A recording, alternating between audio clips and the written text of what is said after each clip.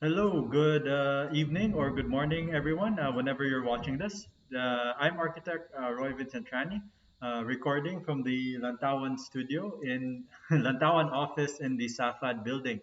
So let me take a few minutes of your time to talk about the Lantawan Fellowship program. It's basically like an internship, but I'm not sure if we're official at internship yet. So currently, we've been operating online because of the pandemic, but I think by next year we should be okay to do things face to face. So now the office will look something like this in the picture over here. And then for those not aware, Lantawan has been around since 2009, 2008-ish. And really the content of the magazine has been trying to focus on architecture and fine arts, but for the most part, not so much fine arts because I don't know, we don't have a lot of fine arts writers. So hopefully with this video, I'll encourage some of you from the fine arts department to start writing fine arts articles. So this is our 19th issue. This was March 2022. So this was the design. This was the cover, and that's the design. It has this angular design thing going on. And then we implemented sort of this like spread layout. For me, I think reading with a spread layout makes it easier, but to each their own. But so we're going to stick with this spread layout until maybe someone points out it doesn't work.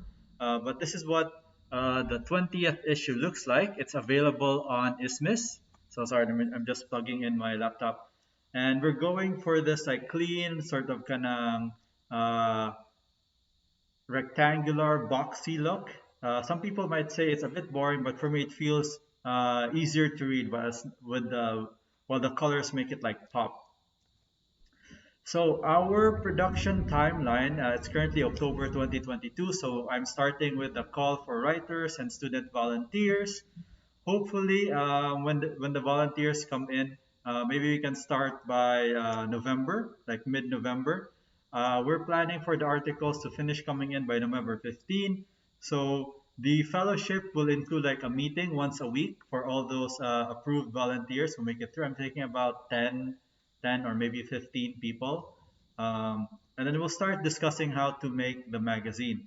By December, we'll still be like discussing excuse me, making some sample layouts, and then by January, after the Christmas and New Year's break, we'll probably be here in the office drafting the magazine. Okay, and then hopefully by February we'll like finish the magazine. We'll send it to the dean and our proofreaders for checking, and then by March we should be launching the actual magazine on Isthmus together with an FB event and all that stuff. And then in April we do it all over again. So what is Lantawan's mission? So it is the official publication of USC SAFAD, the School of Architecture, Fine Arts and Design. And our mission is really to provide or like raise awareness for expertise in architecture, arts and design. And the magazine is primarily targeted towards students because it's like made by students for students. But if we make it a good enough quality, it may be useful for instructors, practitioners like professionals and other stakeholders who will like sort of what they call this contribute to a more livable Cebu. So our goal is like to write articles about developments in Cebu and focus on like the good things that are happening. We still want to like criticize the bad things, but there's already a lot of that going on in today's news, and not so much focus on like what are the good things that are happening in Cebu City and also like Cebu Province. So we gather well-researched articles, we showcase significant works, and we advocate for architecture, arts, and design that contribute to a better Cebu. So this next year's issue, March 2023, will focus on the 75th anniversary of the University of San Carlos. So already we're having some writers who would write about what it was like 70, not really 75 years ago, but before, the history of the University of San Carlos and how the university will move forward. How do we provide better services? How do we provide better education? So, some new ideas I proposed for Lantawan 2023 March is that we'll finally include an issue number on the upper right corner over here where you see where my mouse is. And for me, that's just like a no-brainer where we sort of tell everyone that this is the 21st issue, meaning there were like 20 issues before it. So it's good for raising awareness uh, of like previous issues, and more people will be aware of architecture and fine arts. And then content ideas will be again focusing on 75th anniversary of San Carlos. We'll have feature articles about 600 to 1,000 words. These are usually essays, and then with images, etc. And for me, I think these feature articles will be good at 6 to 8 pages each. Maybe you can get more if it's like a really good article.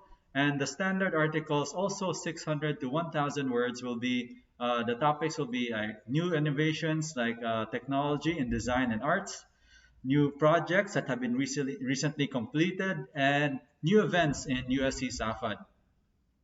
So from these three sort of standard articles, the projects really take up the bulk of the magazine because we want to see kanang either conceptual or completed works, basically projects in both fine arts and architecture that students and practitioners can sort of be inspired by or like help them with their kanang with creating better Cebu. So something like that. And this is the table of contents from the current issue released last September. So this should be on your ISMIS. So we have introduction in green, in practice, meaning like talking about that was the theme of resilience, like how do you practice resilience? Science and technology, we'll probably still call it science and technology. Any kind of innovations that we didn't write about, we'll put it here. New projects in Cebu, Cebu province, and then new events in USC SAFAD. And then something I want to introduce in this issue is like we need to have, it's not really new, but we need to have more student writers. So I can help you like create, like go through the process of creating an essay or article and then cleaning it up for the magazine.